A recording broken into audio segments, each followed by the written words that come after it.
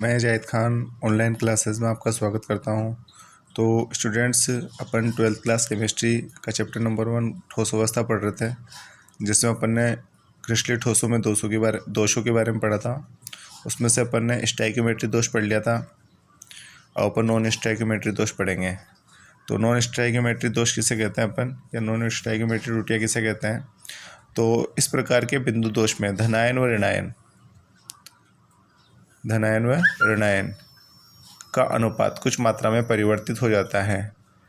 मतलब धनायन और ऋणायन अपनी संख्या में समान नहीं रहते हैं, मतलब उनमें कुछ ना कुछ परिवर्तन हो जाता है। तो इस प्रकार के दोष को क्या कहते हैं अपन? नॉन स्टोइकियोमेट्री दोष कहते हैं। अब यह दोष या त्रुटियां निम्न दो प्रकार की होती है। एक तो होता है धातु आधिक्य दोष और दूसरा होता है धातु न्यूनता दोष। तो धातु आधिक्य दोष में क्या होता है?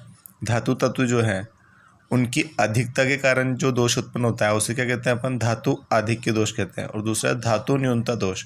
तो धातु तत्वों की कमी के कारण उत्पन्न दोष को धातु न्यूनता दोष कहते हैं। अब पहले धातु आधिक्य दोष।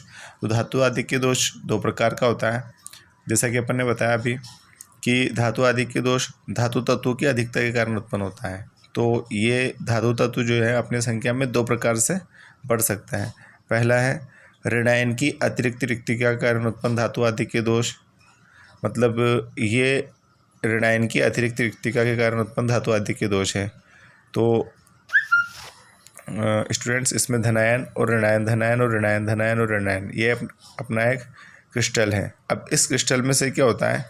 कोई धनायन जो है वो अपना स्थान छोड़ कर के कोई ऋणायन जो है वो अपना स्थान छोड़ करके चला जाता है। अब ऋणायन जो है अपना स्थान छोड़ करके गया है, लेकिन उसका इलेक्ट्रॉन वहीं पर ही वो छोड़ जाता है। तो उस इलेक्ट्रॉन युक्त केंद्र को क्या कहते हैं अपन? F केंद्र कहते हैं। ठीक है। तो अब इस क्रिस्टल में ऋणायन कम हो गया, मतलब धातु तत्व अधिक हो गया। तो इस प्रकार के दोष को कहेंगे अपन धातु आधिक्य दोष। तो इस प्रकार की त्रुटि में कोई ऋणायन अपना स्थान छोड़कर क्रिस्टल जालक से पृथक हो जाता है और ऋणायन के द्वारा छोड़े गए स्थान में एक इलेक्ट्रॉन प्रवेश कर जाता है। इस अयुग्मित इलेक्ट्रॉन वाले केंद्र को F केंद्र कहते हैं।